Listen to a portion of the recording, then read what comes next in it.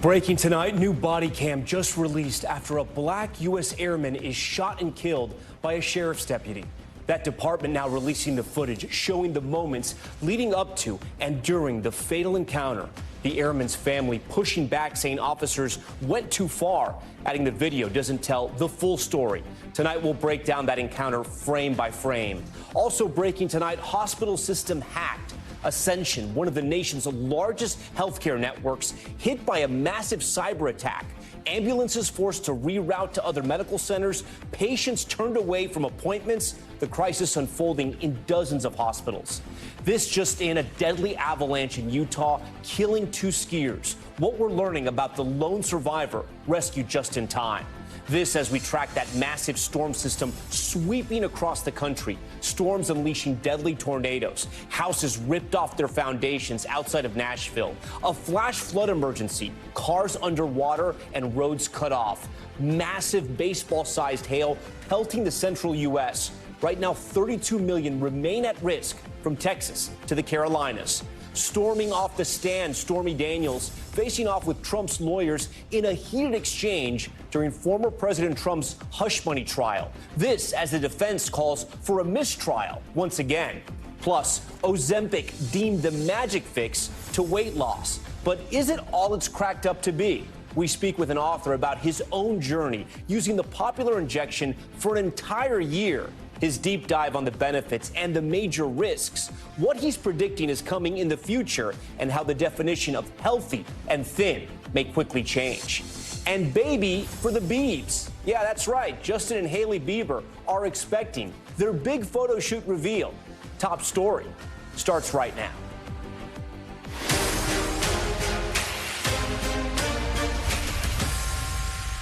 And good evening. We are coming on the air with breaking news. Police in Florida just releasing body cam footage of the moments a deputy shot and killed a black U.S. airman.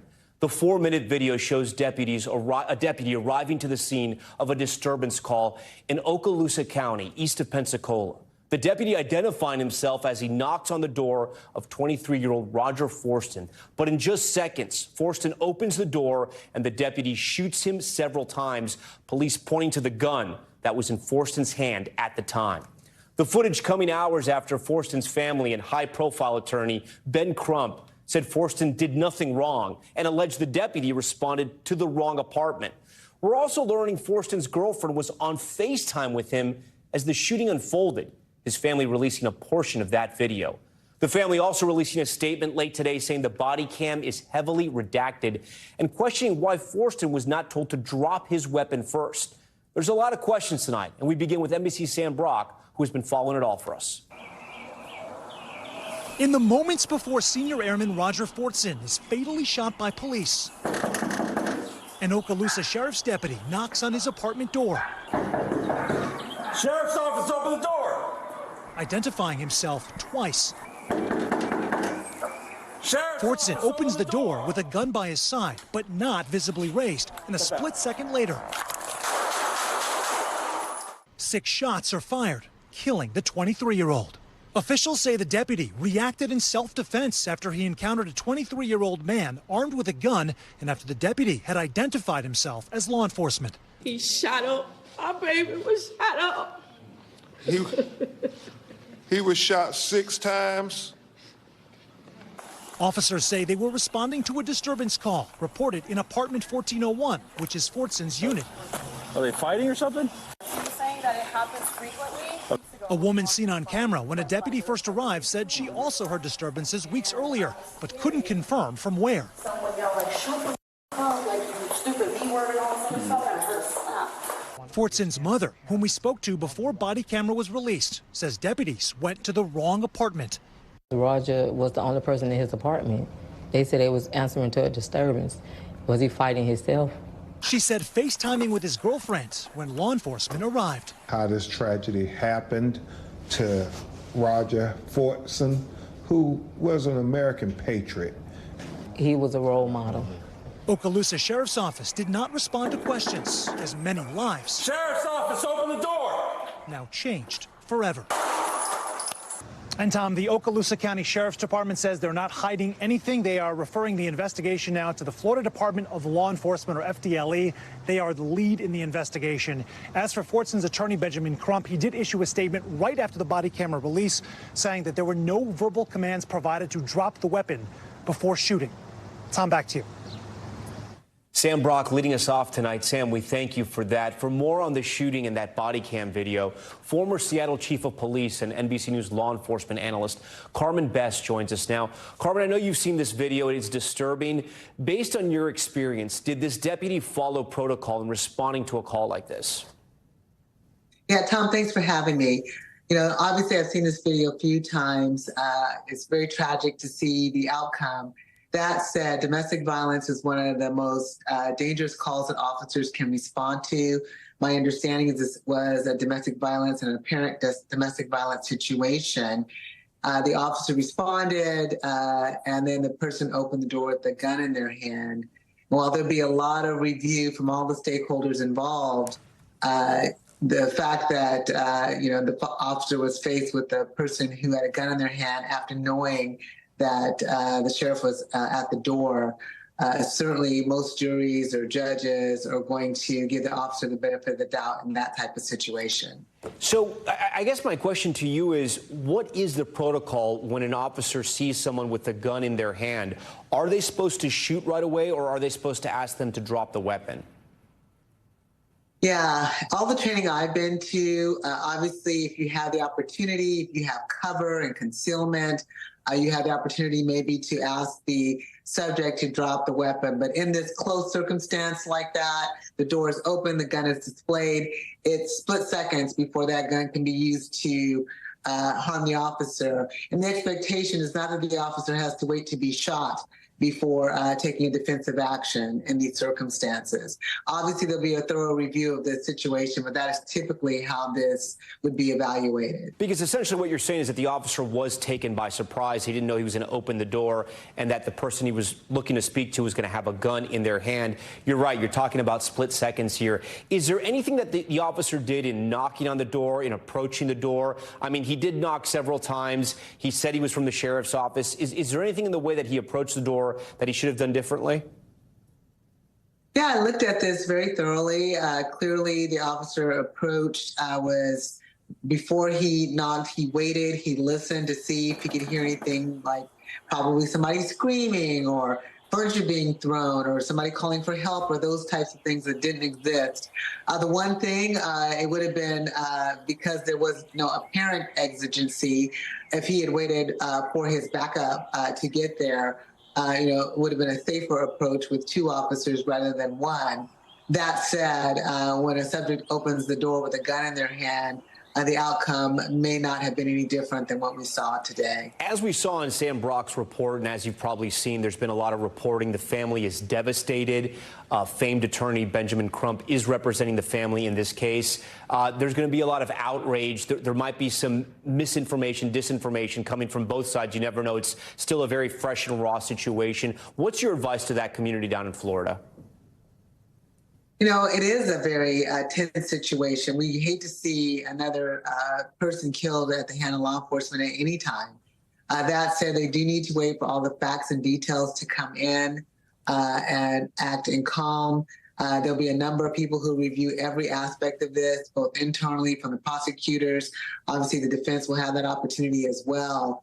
Again, in these situations where people are armed and they're in close proximity like that, often, that will give the officer the benefit of the doubt in those circumstances. But only time will tell as the investigation is completed.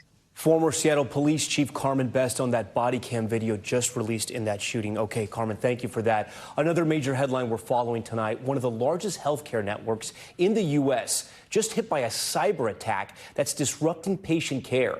Ascension, the nation's largest chain of Catholic hospitals, released a statement saying they are facing disruptions to clinical operations after some of their tech systems were impacted by this hack.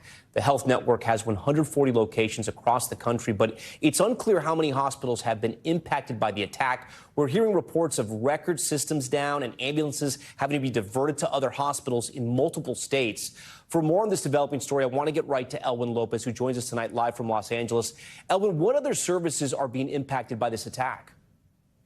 Yeah, Thomas mentioned this is one of the largest healthcare networks in the country, so the impact is vast, as you can imagine. As far as systems impacted, we're talking about charting, we're talking about scheduling. These are all things that are now done electronically, and now doctors and staff are forced to go back to pen and paper. And we're not talking about small operations here. We're talking about a network of about 140 hospitals. So the extent and duration is still unclear, but several outlets are reporting that some ambulances in places like Florida were told to reroute emergency patients to different hospitals. And so the impacts here are vast and widespread. As of right now, the extent and duration of all of this is still very unclear, Tom. Yeah, and you wonder if the hackers could get into this part of the hospital system, what else could they get into as well? When this kind of stuff happens at a hospital or health network, what type of patient data can be leaked? Well, typically, experts say that hackers are looking for things like names, addresses, social security numbers, prescription information, clinical notes. In this specific case, we know that the hackers were able to get into the patient record system. As far as what they were able to obtain from that, it's still unclear at this point. But we know that Ascension told their network that if any sensitive data is leaked, that they will be notifying their patients. But as you can imagine, an incredibly concerning situation is something that is not uncommon. We know that about 250 ransomware attacks have taken place on the healthcare industry, and that far surpasses any other sector. 250 hacks. Wow. Okay. Elwin Lopez for us tonight on that breaking news. Elwin, we thank you. There's a lot of news happening tonight on this Thursday. We're also following right now severe weather across the country. Tornadoes, flooding, and hail pummeling communities in the South and Midwest. Look at this. One massive twister touching down in Clarksville, Tennessee. Look at the size of that system right there. And about 2 hours south near Columbia, you can see it right here. Here is all the damage. Homes completely destroyed, roofs ripped off, and trees shredded. Tornado watch is still in effect for parts of the Southeast. So let's get right to NBC meteorologist Bill Cairns. Bill, I know it's a busy night for you. We're tracking the severe weather and also this deadly avalanche. Let's start with the weather and what your radars are showing. Where are these storm systems headed? We're mostly in Texas. We're done with our severe threat in the areas from southern Georgia to North Florida. So we have numerous watches that are up. A lot of these are severe thunderstorm watches. Hail and damaging wind is a bigger story tonight than the tornado threat. But we do have a tornado watch for areas from Dallas southwards down towards Waco. We have only had a couple isolated tornadoes so far today. No reports of any damage or injuries or anything like that. Happy to report the Dallas-Fort Worth area. The storms have dodged and gone north of you and south of you. And it looks like you're going to be all in the clear. So that's great for you. We do have some strong storms approaching Waco, Texas. You're under a severe thunderstorm warning. And we do have one tornado warning with this hook right in here. So Pontotoc, that's where we have the radar indicated. Again, not confirmed, but the tornado sirens are going off and people are seeking shelter. Later tonight, this line of storms is going to form and then race all the way towards tomorrow morning. It's going to be here in Georgia. So we have a damaging wind threat when we get a situation like this, and it could last through many states, right through the overnight hours. And we're talking winds that are as strong as like a low-end tornado, knocking trees down, a lot of power outages. So by 7 p.m., we take this out of Texas as we go through midnight, 1 a.m. into Mississippi. You're going to be woken up in the middle of the night in southern half of Mississippi. It goes through southern Alabama. At 8 a.m., it's in Georgia. And all along that path, Tom, we do have a chance of some severe weather. And I know you're tracking some more stuff out west, which is breaking news out of Utah. 2 skiers have died in an avalanche there. Yeah, they've had a ton of snow. So while everyone else was getting the warm tornadoes, the cold side, a lot of snow has fallen. So here's Salt Lake City. Here's Provo. This is Alta, a famous ski resort. They closed, by the way. They closed on April 21st. But where this rescue avalanche occurred was about 20, 30 miles just to the west of there in what we call Little Cottonwood Canyon. They reported 11 inches of snow in Alta, 42 inches in the last couple of days. But the ski resorts are closed, so people were going in the backcountry. And the avalanche threat is very high when you get this much heavy, wet snow on top of the snow that exists in that area. And so it was very rugged terrain that this occurred in. It was very difficult for the search and rescue to get to the people. Now that one survivor is going to have quite a story, a very harrowing day. Okay, Bill Cairns for us. Bill, we appreciate that. We want to turn now to the tense moments in the court today in the trial of Donald Trump. Stormy Daniels clashing with Donald Trump's attorney under cross-examination as they accused her of making up a sexual encounter with Mr. Trump and profiting off it. Daniels denying those claims, the defense asking for a mistrial yet again, but they were rejected. NBC's Laura Jarrett is covering it all. Tonight, Stormy Daniels leaving court after a blistering cross-examination. Former President Trump's defense team suggesting she's been trying to cash in on her story of sex with Mr. Trump at a celebrity golf tournament 18 years ago, which he denies ever happened. The defense today accusing Daniels of lying. Trump attorney Susan Necheles hammering Daniels' years of acting and directing in the porn industry, saying it gave her, quote, a lot of experience in making phony stories about sex appear real. Daniels fighting back that if the Trump story was untrue, I would have written it a lot better. Their exchanges growing heated. You've acted and had sex in over 200 porn movies. But according to you, seeing a man sitting in bed in a T-shirt and boxer shorts was so upsetting that you almost fainted? Daniels defiant, noting Mr. Trump was twice her age and bigger. Necheles saying, you made this all up, right? Daniels forcefully responding, no.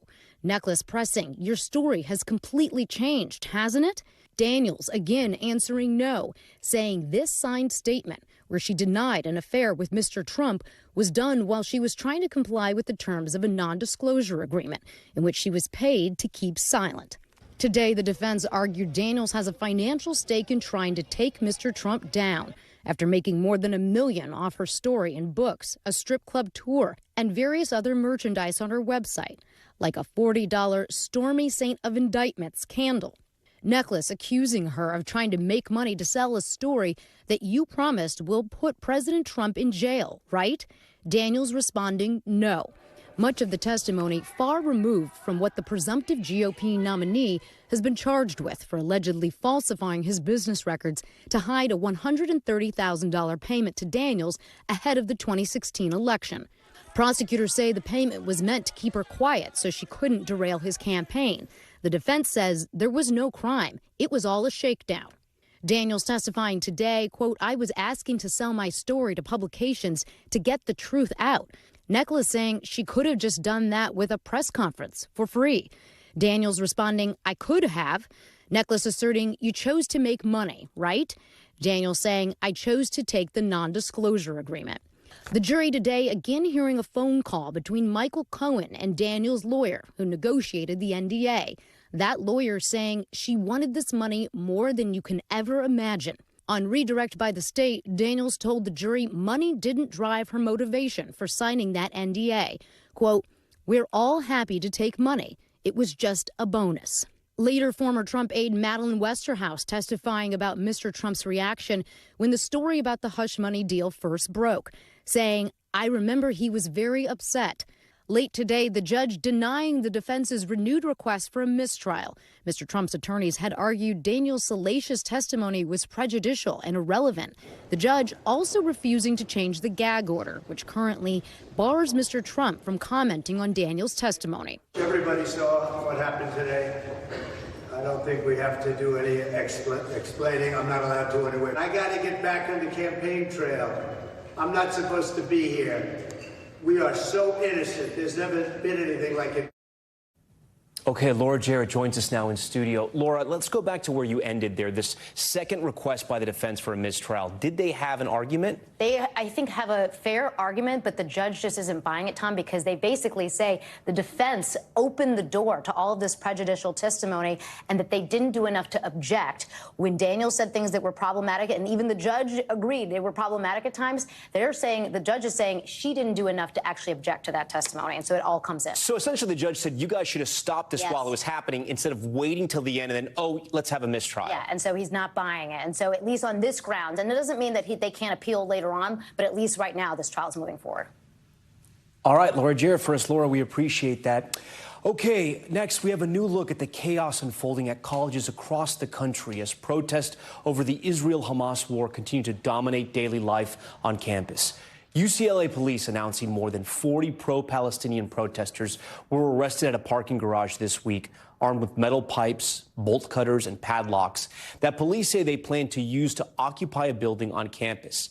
Now, some of those protesters were arrested as part of the encampment that was shut down on May 2nd. And you'll remember these images, right? Police in riot gear, firing rubber bullets and tear gas, tearing down those tents. Those images blasted across TVs and newspapers.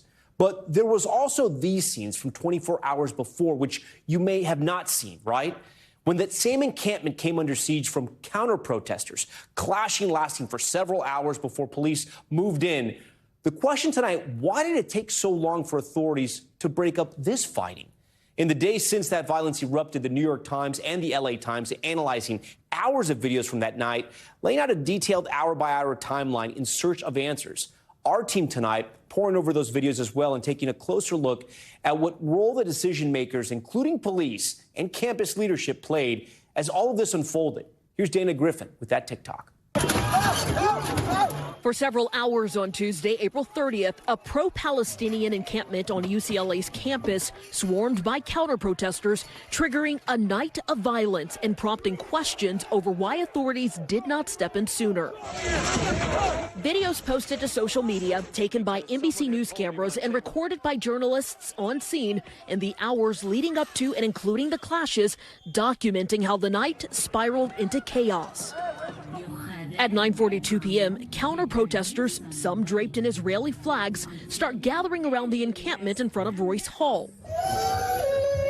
The sound of a crying baby blasted through speakers.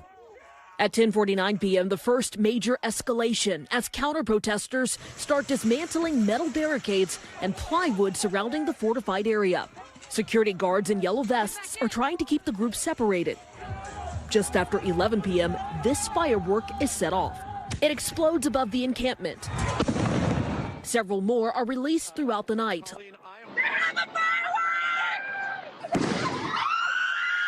Along with an irritant spray. I care about innocent civilians. Okay. None of us are fighting. Hey, stop that! Come out! You hear encampment chants, including "From the river to the sea." From the river to the sea! Palestine will be free! As pro-Palestinian protesters reposition the barricade. Small fights are ensuing right now. Complete chaos happening right now. Water bottles launched from both sides. Another water bottle just struck another man in the head. The violence intensifies as a man inside the encampment is smacked over the head with plywood. Another is dragged out and beaten by several counter-protesters. Shortly before 1 a.m., more than 2 hours after the violence erupted, the mayor's office announces that LAPD officers have been called in to respond. By now, several people are injured. Video posted at 1:42 a.m. shows the security guards hired by UCLA standing together watching the melee. Some kind of spray is released as those nearby cough from exposure. Around 1:45 a.m., multiple law enforcement agencies arrive in riot gear as fighting continues yards away. Protesters are receiving treatment for their injuries. By 2:47, officers move in to begin separating both groups. Shortly after 3 a.m., the situation is under control. The encampment remains in place for another 24 hours before the California Highway Patrol is directed to dismantle the protest. Another chaotic scene unfolds as hundreds are arrested. Classes are moved online for the remainder of the week. By midday Thursday, no signs of the massive encampment remain as criticism swirls the empty campus. Many demanding accountability from the university, including one state lawmaker now calling on the Board of Education to investigate potential civil rights violations. In response to campus violence, the University Police Officers Association noted that they are obligated to follow the direction of campus leadership, adding in part, they shoulder the accountability for the outcomes stemming from these decisions, not the UC Police Department. 2 days prior to the brawl, the university reiterated its stance on calling in law enforcement, stating that system-wide policy directs us not to request law enforcement involvement preemptively and only if absolutely necessary to protect the physical safety of our campus community. UCLA has hired 21st Century Policing Solutions to lead an independent investigation into the actions of that day and help identify those responsible for the violence. A former LAPD officer told KNBC he thinks facial recognition technology will likely be used. We reached out to 21st Century Policing Solutions to learn more about their involvement. We're waiting to hear back. UCLA's President Michael Drake adding in a statement released Thursday, this independent review will provide us with more information to shore up our ability to protect our community members and their rights while keeping them safe from harm. The Regents and I look forward to the findings. With that, Dana Griffin joins us live. Dana, really powerful sort of look at a protest that a lot of people may not even knew happened. So we know classes resumed in person this week, although professors are allowed to conduct remote learning until Friday if they choose. How else is the university responding to the last week's violence? Yeah, well, Tom, Chancellor Gene Block actually announced a newly created Office of Campus Safety that he says will help enforce policing and emergency management after last week's chaos. In about 2 weeks, Block is expected to testify before Congress about UCLA's response to anti-Semitism on campus and actions to protect Jewish students. And you can bet he'll likely also receive tough questions about the school's response to the recent violence. Tom? Dana Griffin for us. Dana, we always appreciate all your reporting and that look. Still ahead tonight, airport chaos. New video shows a Boeing 737 engulfed in flames after it skidded off a runway in Senegal. Passengers frantically fleeing the aircraft. What authorities say happened. Plus, Neuralink's groundbreaking brain implant malfunctioning. What the company said happened in one of its test patients and what it means for research. And is Ozempic the magic fix for weight loss? The drug exploding in popularity, but how do users actually feel about it? We speak with an author and journalist about his own journey using Ozempic for an entire year. Coming up, everything you wanted to know about these drugs but were afraid to ask. Why this reporter thinks it may change the definition of healthy and thin. Our conversation right after this break.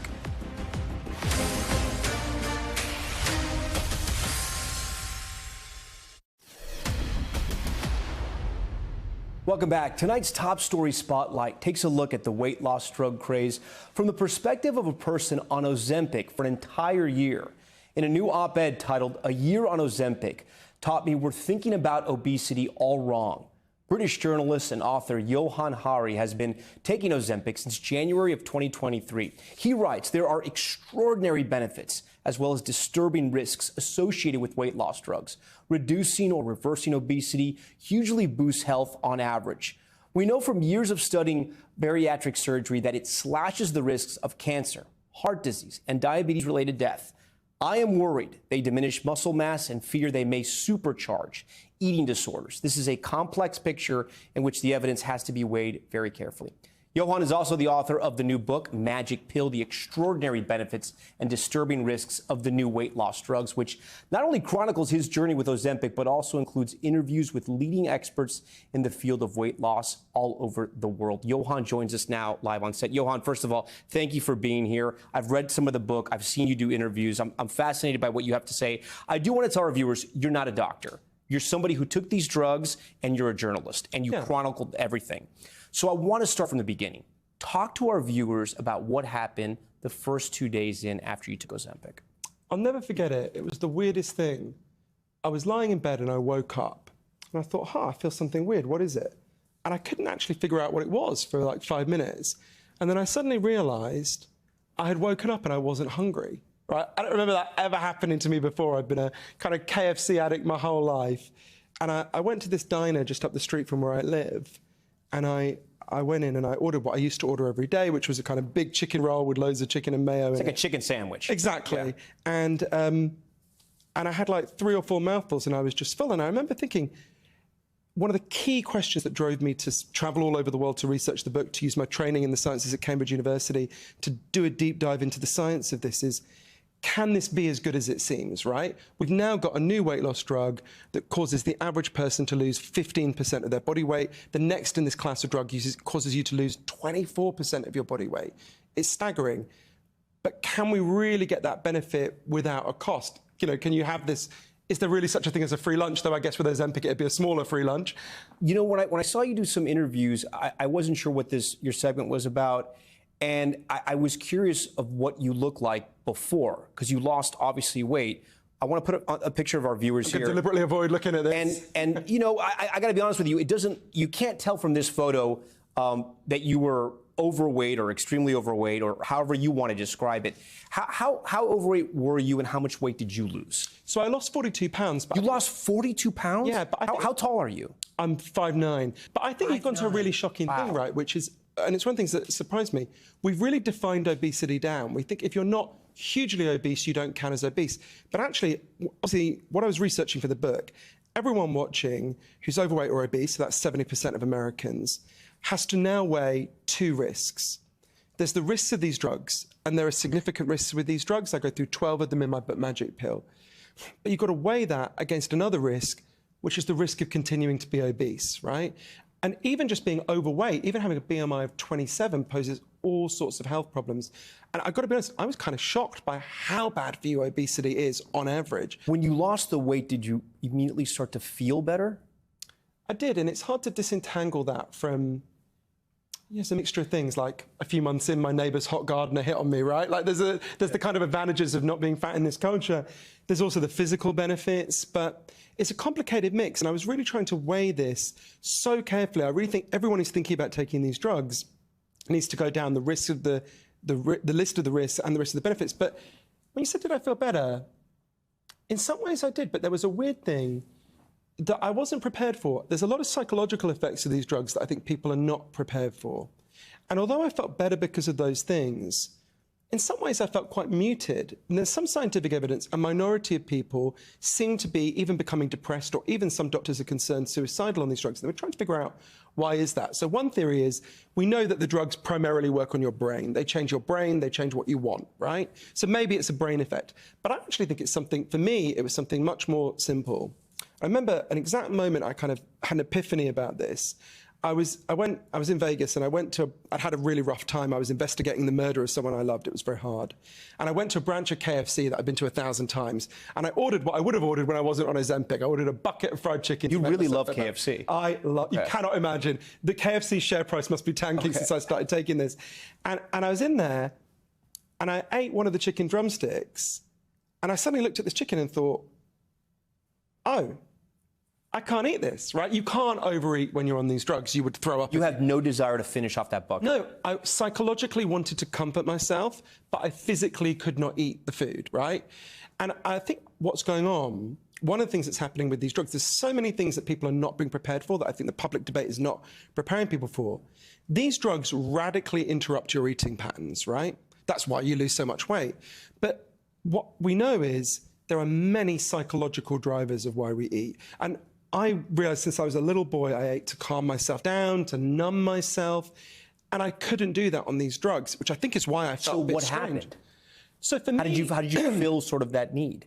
For me, bringing it to the surface meant that I could deal with it in a better way, right? I could think it through. I could think, there are better ways of dealing with your feelings than drowning them in saturated fats.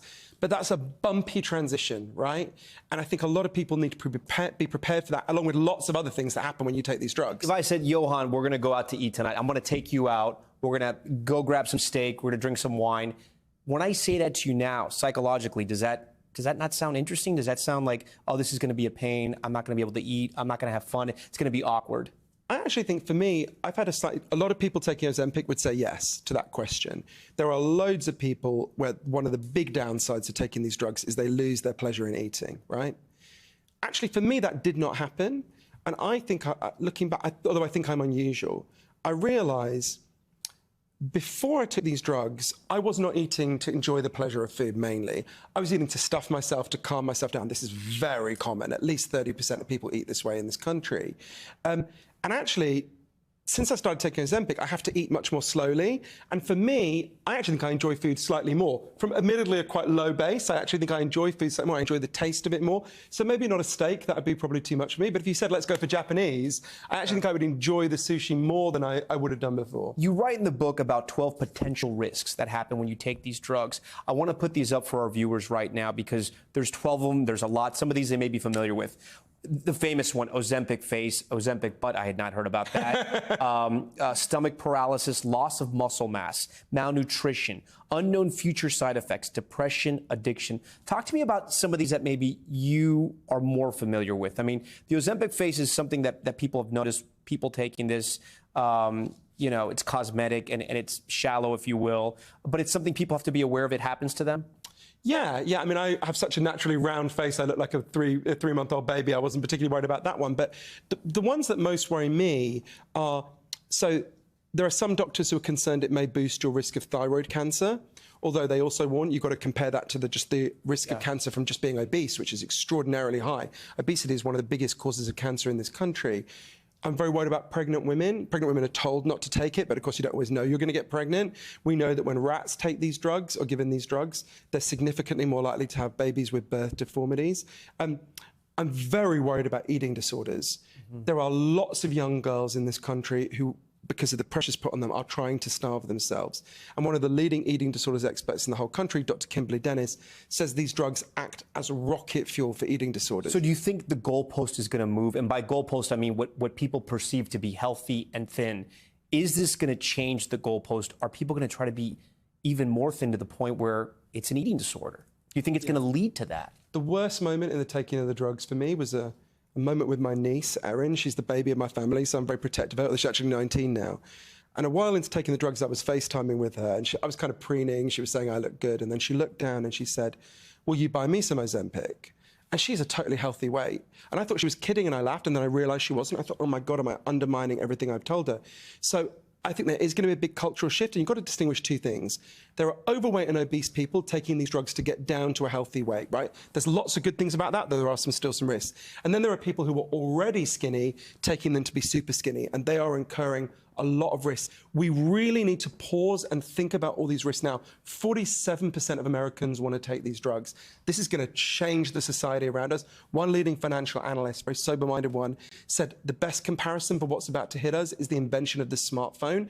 I really hope my book, Magic Pill, is a chance for people to stop and think about the benefits, the risks, make decisions for themselves, and think about what this is going to mean for the whole culture and society, because it is huge. Johann Hari, the book, as you just mentioned, it's called The Magic Pill. It is out right now. You can get it at your bookstore, get it on Amazon. It talked about his journey. Johann, thank you for coming on. Thank you for sharing this journey, because I know it's very hard and very brave of you to come here and talk about that. Because I know there were hard parts. Johann, again, thank you so much. When we come back, a big change coming to TikTok. How the company now plans to highlight any content generated by AI and why they say this update is more important than ever. Stay with us.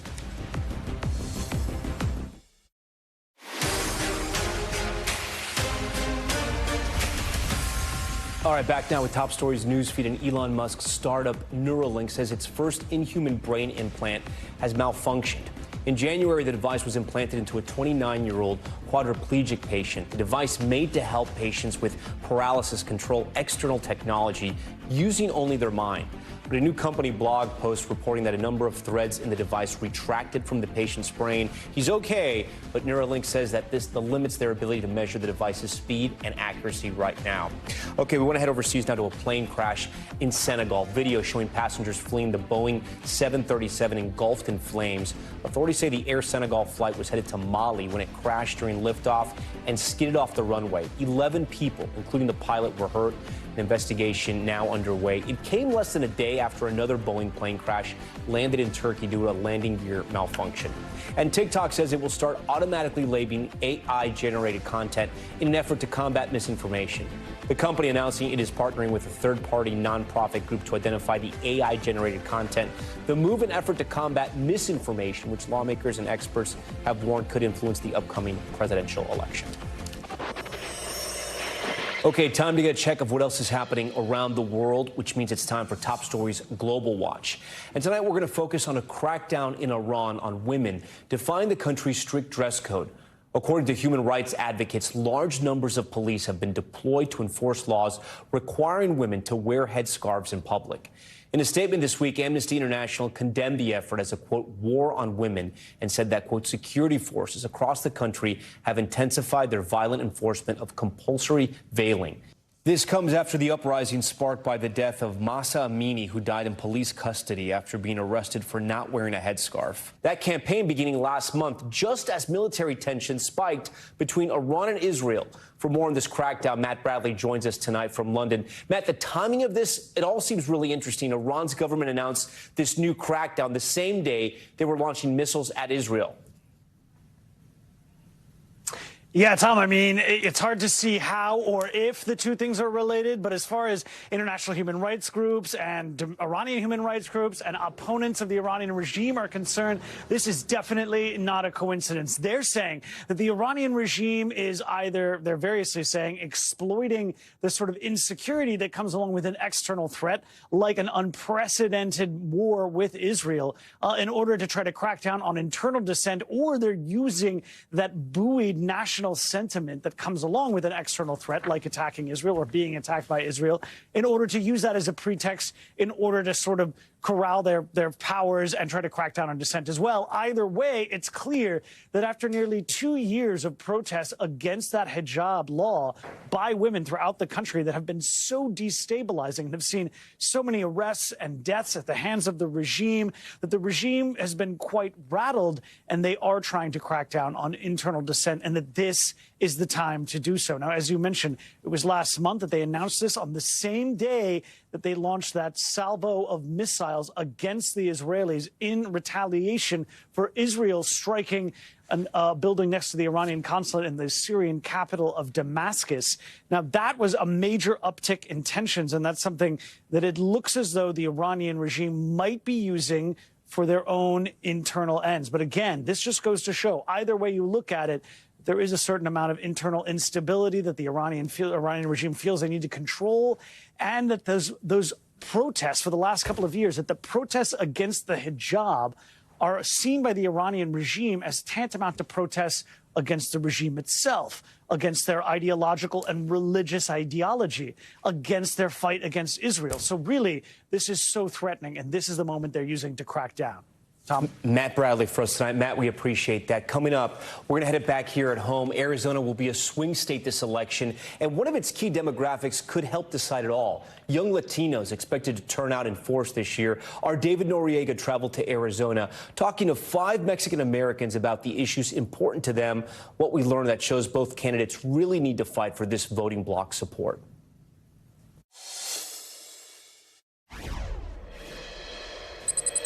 We're back now with Power and Politics. This presidential election, one voting bloc could be the deciding factor. Young Latinos. NBC's David Noriega made his way to Arizona and sat down with 5 Mexican Americans preparing to cast their ballot, but they aren't too excited about the options. From campus unrest over the war in Gaza, to abortion rights, to immigration and the border, every major election issue is converging here in the battleground state of Arizona. And one group could decide it all: young Latino voters. Here in the western U.S., 4 out of every 10 new voters are young Latinos. That makes them a hugely powerful voting bloc, but only if they actually turn out to vote. We can still keep progressing, for sure. To take the temperature of this critical demographic in Arizona, we met with young Mexican Americans from across the political spectrum. Some voting Biden, some voting Trump, others undecided. Are you guys all registered to vote? Yes. Do you know at this point in time who you're going to vote for? I would say with the nominees, I would vote Democrat. And are you excited to vote for Biden? I'm super excited to vote. Well, just to vote in general, maybe not for Biden. Maybe he's just a little boring, maybe. I want to see more excitement with representing me. In nearly 24 interviews with young Latinos in 3 swing states, NBC News heard over and over they were uninspired by the candidates and disillusioned with the system. It's not that they don't care. In fact, they're passionate about the issues. Women's rights, I feel like housing is a really big issue for me, immigration. The environment, that's my big concern as a biology student. Women's rights as well. Everything going on also in Palestine as well. As a student loan debt, for sure. And they're open to new ideas. Take abortion. A major issue in Arizona, where a 19th century ban went into effect only to be repealed again, and where liberal advocates put a measure protecting abortion rights on November's ballot. These 4 young voters support abortion rights, even though many come from Catholic families with conservative views on abortion. Do any of you find that your positions on this question, the abortion question specifically, as young people, are different from the position of your parents, grandparents, etc.? For me, yes, because it's taboo. No one wants to talk about it. It's like, you better not get pregnant, but if you do, you better keep the baby. And that's all that's to it. Do you find that either of the major political parties has been doing a good job of reaching people like you and persuading you of things? It hasn't. It's a lot of you versus me. It's a lot of, it's them, they're the ones thinking like this.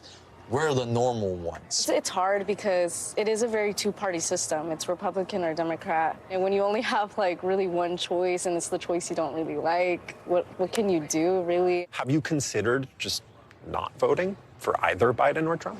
Yeah, I have definitely considered that. And I have been heavily thinking about just not voting at all. Have you decided yet? I haven't decided yet, no. This could spell trouble for Biden and the Democrats, who have historically counted on both young and Latino voters. In the 2022 midterms, more than 2/3 of Latinos under 30 voted for Democratic House candidates. And in 2020, young voters of all backgrounds backed Biden over Trump, 59 to 33%. If young Latinos don't turn out for Biden in large enough numbers in enough swing states, that alone could swing the race to Trump. Some young Mexican Americans say they'll vote Biden if only to protect their undocumented loved ones from Trump's promised mass deportations. We were behaving in a way of survival mode under the Trump administration, and I feel like I don't want that to happen again. But that's not something Biden can take for granted.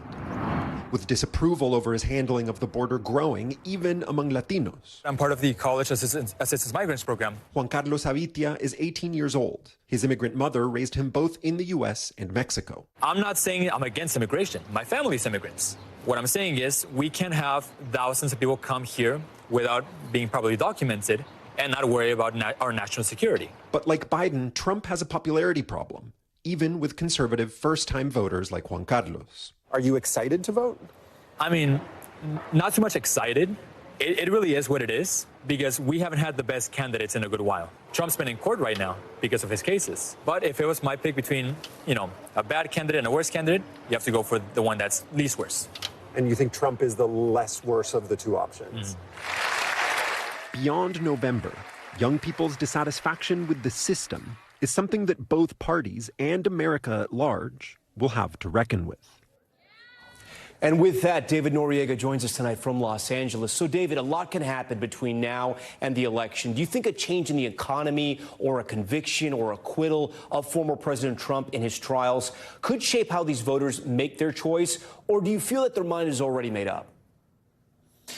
Tom, their minds are definitely not already made up. This is a very fluid voting bloc, and the parties and the candidates, if they know what's good for them, are going to be working between now and November to win them over. That said, the flip side of that is they could also very easily lose them. You mentioned Trump's trials. The one young conservative Trump supporter that I spoke to said the main thing he doesn't like about Trump is the fact that he is currently undergoing a trial, and if there is a criminal conviction, that could easily push him further away from being willing to vote for Trump. The same goes for Biden.